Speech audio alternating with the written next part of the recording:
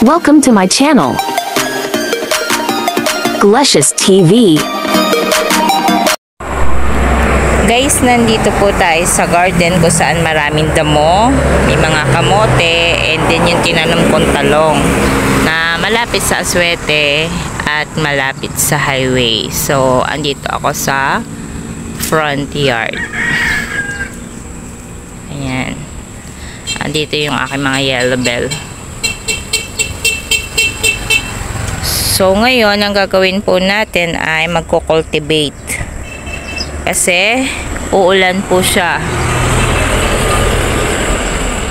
Ayan, madilim ang langit, kaunti lang ang silay ng araw, at mukhang maghapon pong ganito. So, dahil uulan, magko-cultivate muna tayo at napakarami ring damo. So, ito yung hitsura, ang daming damo.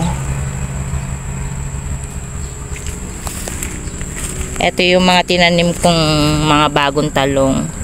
So, napapalibutan na siya ng mga damo. Ito, payat.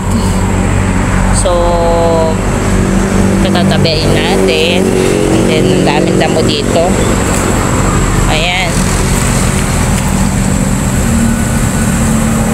So, ang gagawin natin, i-cultivate siya.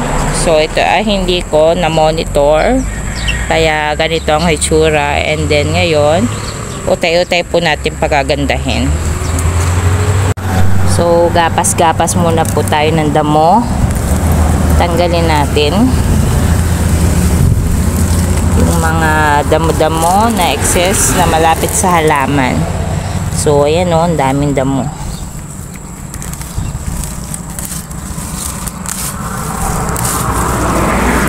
Kung makikita nyo, dito ko nilagay yung mga, ayan o, may mga bulate pa nga. Dito ko nilagay yung mga compost ng banana peel at nilagyan ko ng mga kaunting uling. Ayan. So, ngayon ay tatanggal muna tayo ng mga weeds.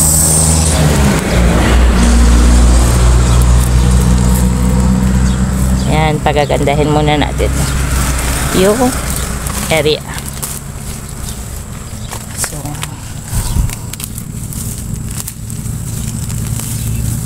madali lang naman siyang tanggalan.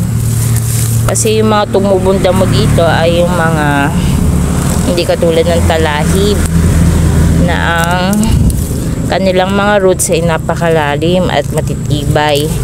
Mahirap tanggalin. Pero ito, mga weeds na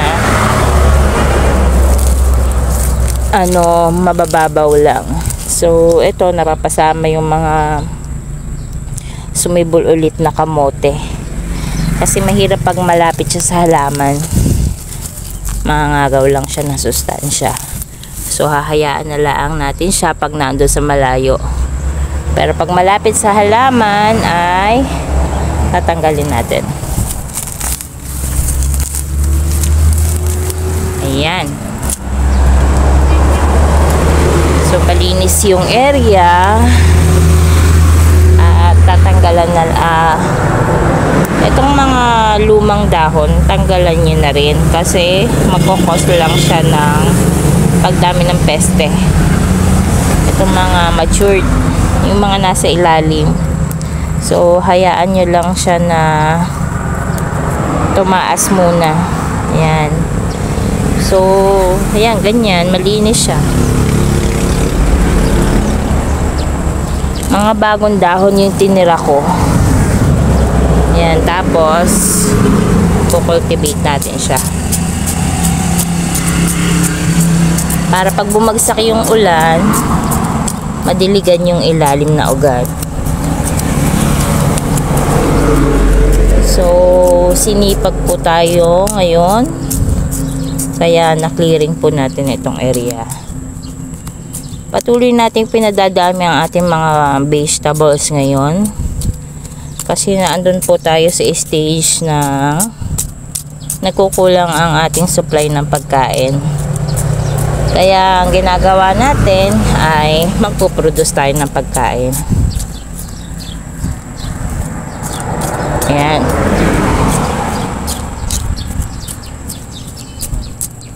So, na-cultivate natin siya. At yung ibang area, yung ibang talong doon ay ating i-cultivate din.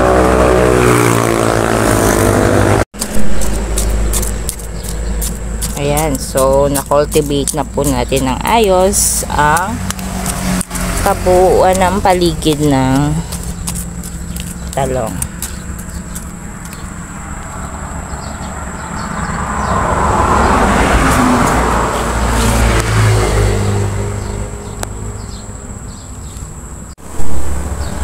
Ayan, yung una. So, ito yung pangalawa.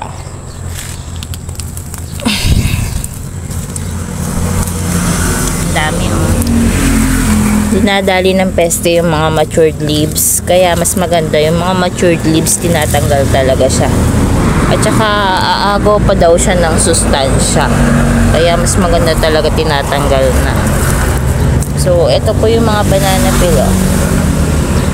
Compost. So, yan yung nilagay ko dyan.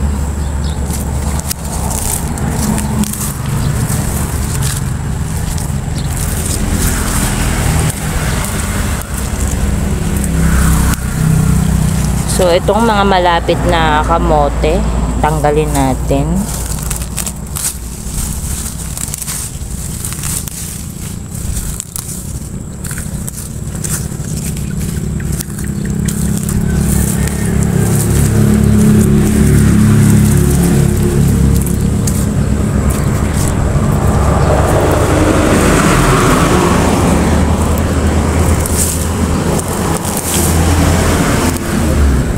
Ayan.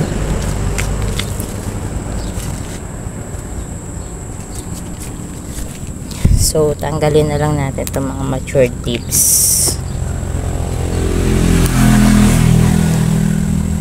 Ayan. Ayan, natira ay magaganda.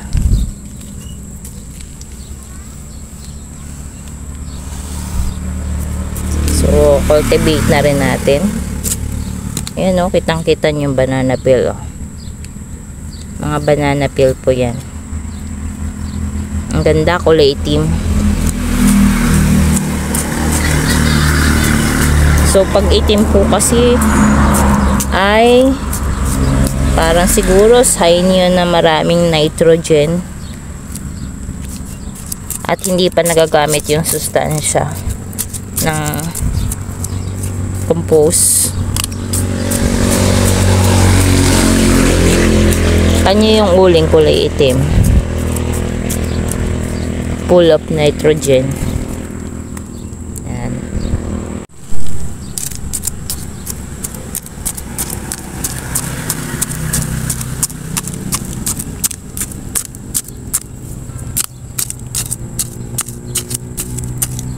Ayan, okay na. So, dalawa na po ang na-cultivate natin. Isa doon at isa doon.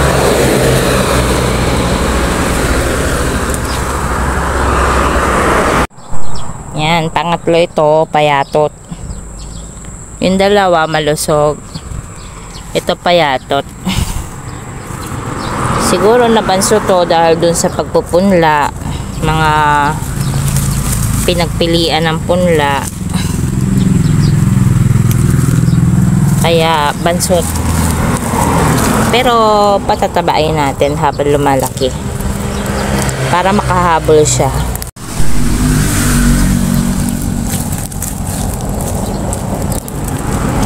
Ang ganda ng klase ng bato. Yung mga ganitong klase ng bato na magaganda, iniipon ko kasi ang ganda oh. Pag siya ay nilinis mo, ang ganda ng design. So, iipunin natin to. Kukuhanin natin. Mamaya.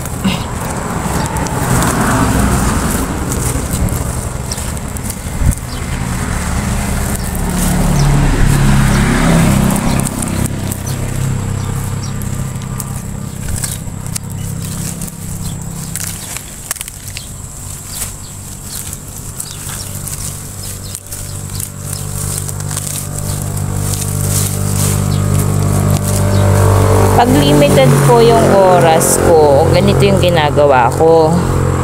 Kasi ang sinunod kong schedule ngayon ay ang pagluluto ng banana chip. Magpo-production ako at wala ako masyadong oras. Kaya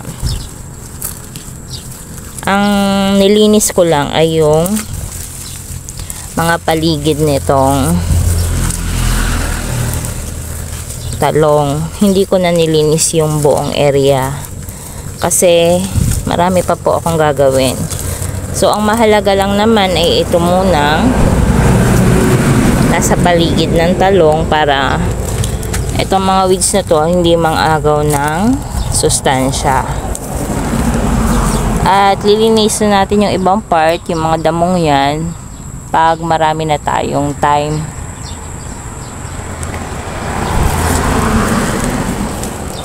Ayan, may maganda na ulit ba to? So, dalawa na.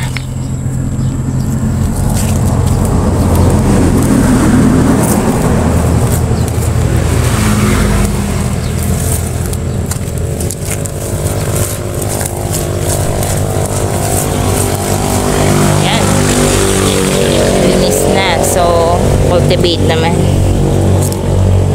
Ito, isa lang matured leaves.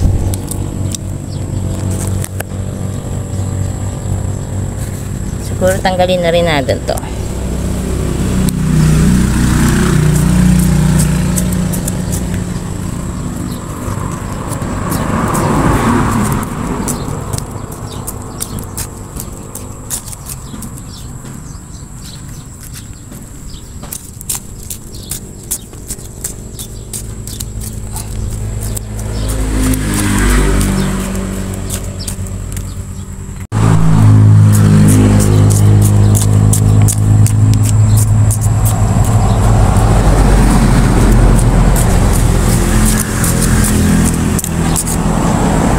Kung makikita nyo yung may bulate,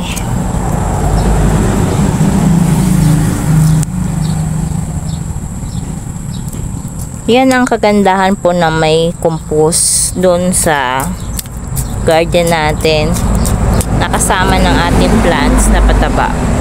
Kasi yung mga compost, nag-invite po yun ng mga bulate. At kapag wala po kayong time mag-cultivate, tutulungan po tayo niya na mag-cultivate. Ito ang laki oh.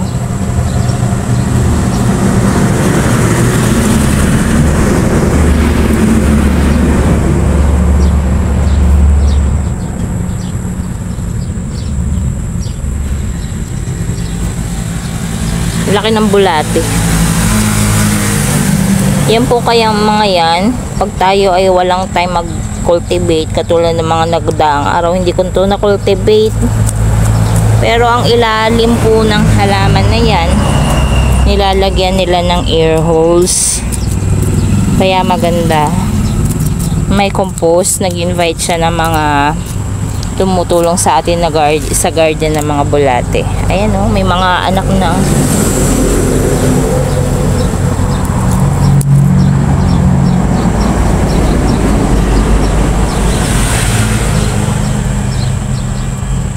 So, yung iba bumibili pa po ng bulate per kilo, 500 plus. Pero kung kayo naman po ay nagawa ng compost malapit sa lupa, so hindi naman po kailangan bumili na ng bulate. Automatic nagpo-produce siya basta't may nakikita siya na pagkain. Ang pagkain niya ay ang compost. Ayan oh. Ang daming bulate oh. Hindi ko na kailangan bumili ng bulate. Automatic nagpo-produce na yung lupa. Basta may pagkain sila na compost. So, 3 na po ang ating nalinisan. Ayan, ito yung paapat. Nasa buhanginan siya. Ito ay isa, tapos 3 doon. Ayan.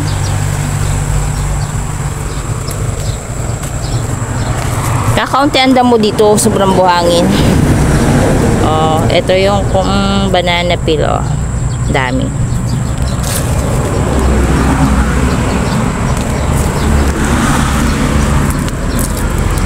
Kunti lang yung nilinis natin dito.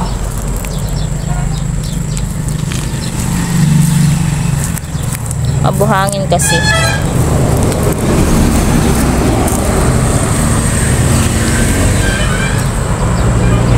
Tanggalin natin ang matured leaves. Ayan.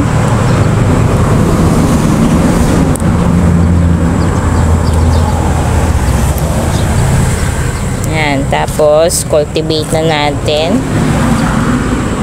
Asan ang aking pang-cultivate?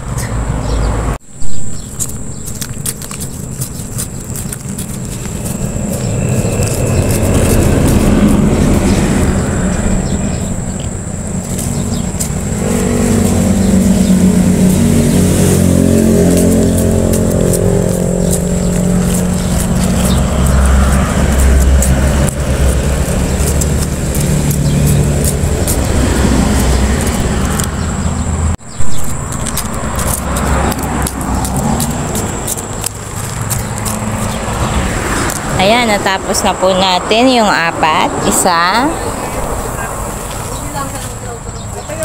At yung 3. So, natapos na po tayo. Good morning to all. At